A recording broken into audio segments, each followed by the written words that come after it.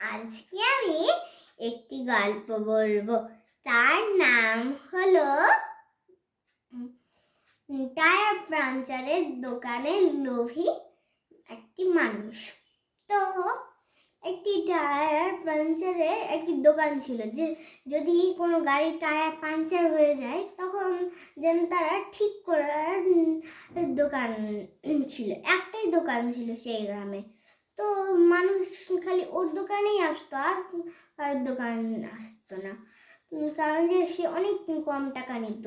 তো একদিন তাদের মধ্যে একজন যে কর্মচারী সব কাজ করত, দেখাশোনা করত, সে একদিন একটা ছোট বাচ্চাকে রাখলো, যাতে করে তার অনেক কাজ একদম সহজেই হয়ে যায়। তো ছোট বাচ্চাটিও অনেক এক্সপার্ট ছিল কাজে, তো সে একদম ভালোভাবে কাজ করে নিত। তো একদিন সেই কর্মচারীর একদিন একটা দাওয়াত আসলো, বিয়েবাড়ির দাওয়াত আসলো। তো সে তার সেই ছোট বাচ্চা কর্মচারীকে বললো যে দেখো, তোমাকে সব কাজ মেনটেন করতে হবে, কারণ যে তুমি অনেক ভালো কাজে। তো আমি তো বিয়েবাড়িতে আমাকে দাওয়াত দিয়েছে, আমাকে যেতে হবে, তুমি এখন নিজের কাজ করো এবং এই সব কাজে তুমি খালি এই কাজটা করো। আমি তো এখন থাকবো না কিছুদিন, তো তুমি এটা কাজ করো। তারপর সে কাজের স্বার্থ পেয়ে যায়। তো সে কিছুদিন বেশ ভালোই কাজ করছিল। তখন তার একটা মাথায় একটা খুব খারাপ একটা বুদ্ধি আসলো।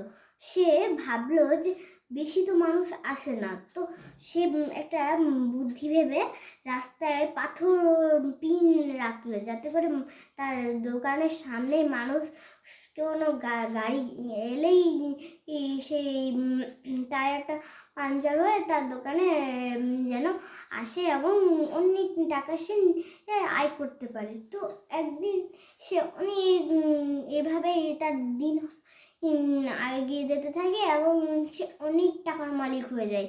তো একদিন সে অনেক বেশি করে টায়ার পাঞ্চারে ইয়েগুলো লাগিয়েছিল। তখন সে একটা বড় একটা এমার্জেন্সির একটা বাস একটা যাচ্ছিল, গাড়ি যাচ্ছিল। তো যেতে যেতে ও টায়ারটা ওরও পাঞ্চার হয়ে যায়। তো তার সেই গাড়িওয়ালাটা তাকে বলে যে আমাকে একটা মহিলাকে তাড়াতাড়ি হাসপাতাল নিয়ে যেতে হবে, তুমি তাড়াতাড়ি টায়ারটা চেঞ্জ করে দাও।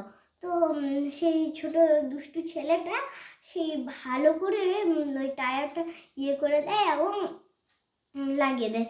সে একটু দেখছিল যে মহিলাটা আসলে কে, তার পাড়ার কেউ হয় না। তো সে দেখে যে ওটা আর কেউ না, ওটা তারই মা। তখন সে একদম ভেঙে পড়ে এবং তার মাকে বলে, মা তোমার কি হয়েছে? তখন গাড়িওয়ালা বলে যে তোমার মায়ের মন্দিরে একটু পুজো করতে গিয়ে সিঁড়ি থেকে পড়ে গিয়েছিল এবং তার মাথা চোট লেগেছে এবং তার পা ভেঙে গিয়েছে, একটা পা। তো অনেক ব্লিডিং বার হচ্ছিল। তো তাকে একটু অনেক তাড়াতাড়ি হাসপাতালে নিয়ে যেতে হবে, নাহলে সে বেশিক্ষণ বাঁচবে না। তখন সেই ছেলেটা নিজে ভুল বুঝতে পারে এবং গাড়ির ড্রাইভারকে অনেক তাড়াতাড়ি যেতে বলে। তারপরে আর এই গল্পটা থেকে নীতিটা হলো, নিজের দুষ্টু কাজ করে অন্য লোকের টাকা নিলে বিপদে একসময় নিজেকেই পড়তে হয়।